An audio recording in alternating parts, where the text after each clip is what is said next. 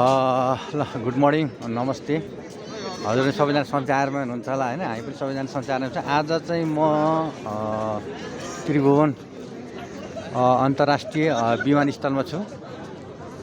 आज चाहिँ मेरो छोरोलाई चाहिँ युके बिदाई गर्नको लागि आएको। 1.5 महिनाको छुट्टी पछि फर्किँदै छोरो चाहिँ अब बिदा गरेर गइसक्यो होइन। अब हामी चाहिँ अब दिदी दुईवटा बुढी अब फर्किन लागेको घरतिर।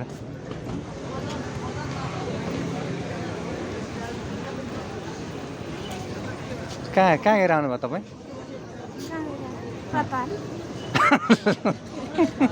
मेरो ठुलो दिदी माइली दिदी श्रीमतीजी हुनुहुन्छ होइन। हो भदा पुऱ्याउन आउनु न त।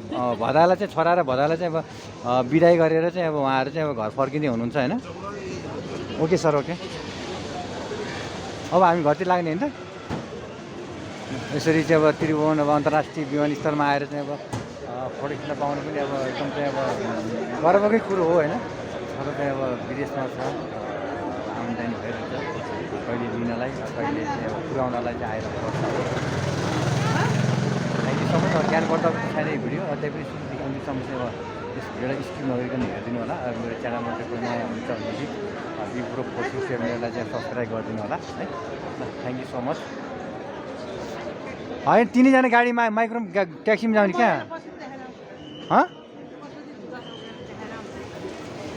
के देखाएर आउँछ? पशुपति देखाएको छैन कि? सब हामी कि पशुपति घुमेर आउँ त?